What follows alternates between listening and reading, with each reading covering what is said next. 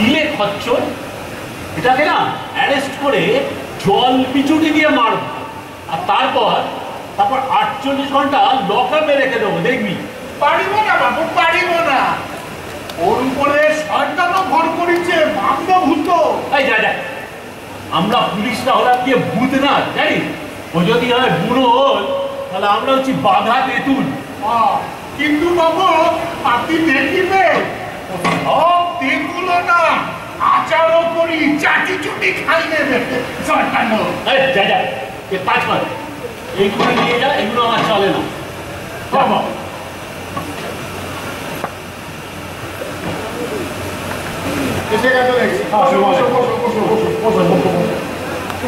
কি ঝামেলায় পড়লাম বলো দেখি।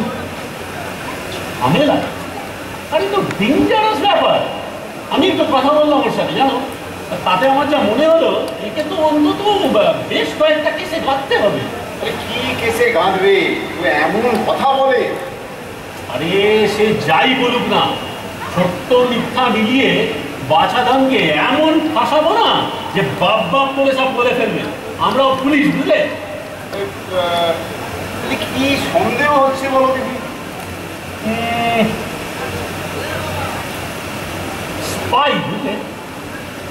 মনে আছে গত বছর পরপর 11টা ডাকাতি হলো?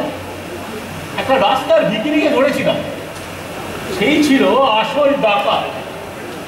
সে ডাকাত কোর্টে বেকসুর খালাস হয়ে গেছিল, সামনা তুমি সব ভুলে যাচ্ছ। আরে সেটা উকিলের দোষ, পুলিশের নয়। কোথায় ওকে ধরেছিলাম জানো? আরে বেটা, সিনেমা হলে বসে অমিতাভ বচ্চনের মুকদ্দর কা সিকন্দর দেখছি। আমি গিয়ে খপ করে হাতটা ধরলাম, বললাম এই যে বাবা, রাস্তায় অন্ধ ভিখিরি সেজে ভিক্ষে করো, আর এখানে মুকদ্দর কা সিকন্দর। কোর্টে কি প্রমাণ হলো সান্নার মনে নেই? কোর্টে প্রমাণ হলো ও ভিখিরি অন্ধ নয়, বোবা। জজের হাজার হাজার প্রশ্নে ও খালি গোমানি ছাড়া আর কিছু বেরোলো না, তোমার মনে নেই?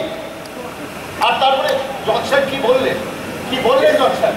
উনি বললেন যে নির্বোধ পুলিশ এই একটা বোবা ভিখিরিকে ডাকাত সাজিয়ে রিপোর্ট দিচ্ছে, মানে তোমাদের ক্রিমিনাল না ধরার চক্রান্ত আর কি। আরে ওটা বিপক্ষ উকিলের পরামর্শে হয়েছিল, ডিএসপি সান্যালের জীবনে এরকম কখনো হয়নি। কিন্তু এখন কি হবে? এ তো ভিখিরিও নয়, অন্ধও নয়, বোবাও নয়। আরে তো আরো সাংঘাতিক ব্ল্যাকমেল, মানে 420, 401, 460, 450, মানে ওটা 50-এর ধারায় বেঁধে দেবো, দেখো তুমি।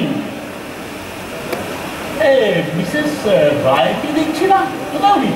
রেখা ও সারাদিন যা ঢকল যাচ্ছে, এবার পাচ্ছে না, বোধহয় রেস্ট নিচ্ছে।